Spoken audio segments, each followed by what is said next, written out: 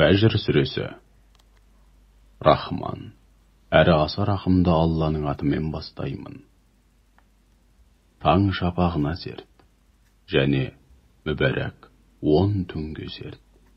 Жұпқа, және таққа серт. Соңына қарай ағып бара жатқан түнге серт.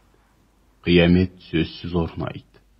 Міне, осынау анттарда сауақыл иесі үшін мықты дәйек бар емес пе? Раббыңның ат қауымына не істегенін көрмейсің бе? Еңселі ғимараттар тұрғызған, аңсағай бойлы, ірі денелі күш қуаты тасыған Ирам халқына не істеді? Ол аймақта ондай аңсағай бойлы, ірі денелі, күшті халық жаратылмаған еді. Сонда олар Алланың азабына қарсы тұра алды ма? Ал Уади жерінде биік жартастарды үңгіп берік үйлер салған Сәмуд қауымына не істеді? Сондай-ақ берік қорғандары бар Перғауынға не істегенін көрмейсің бе? Олардың бәрі өз елінде барынша азғындап, шектен шықты. Жүрген жерлерінде бүлік шығарып, бұзғыншылық жасауды үдете берді. Соның нәтижесінде Раббың олардың төбесіне азап қамшысын жаудырды. Шүбәсіз, Раббың үнемі бақылауда, және құлдарын берген нығметтермен сынап бағуда.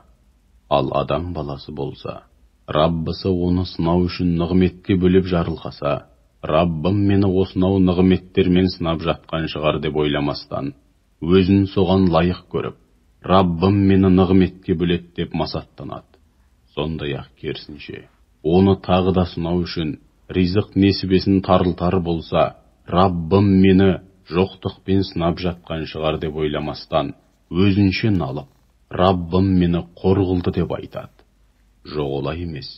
О адамдар, шындығында сендер жетімді елеп ескермейсіңдер, жақсылық жасамайсыңдар. Бір-біріңді, міскіндердің қарнын тойдыруға құлшындырмайсыңдар. Адал арам демей, өздеріңе немесе өзгелерге тиесілі мұраны жейсіңдер. Мал дүниені өлгенше жақсы көресіңдер, әрі үйіп төгіп жинайсыңдар. Жоқ, сендер істеу керек болған іс бұл емес.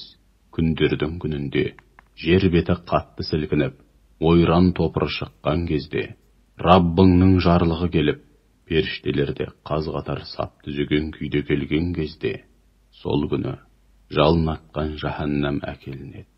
Және сол күні адам баласы бәрі есіне түсіп, ақиқатты толық түсінеді.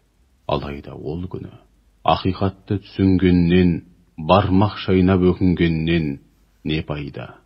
Қабат деген ай, дүниеде жүргенде осынау мәңгілік өмірім үшін дайындық жасасам етті деп ақырады.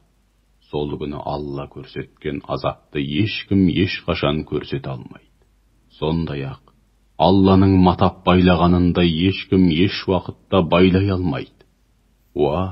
Аллаға иман келтіріп, құлшылық етіп, дұға етіп, жаны жай тауып, көңілі орныққан жан, Раббыңа қайт. Сен Раббыңнан, ал Раббың сенен разы болған күйде. Қане, маған құлшылық етіп, ең асқақ мәртебеге жеткен хас құлдарымның қатарына сен де қосыл. Сөйтіп, жәннатыма кір.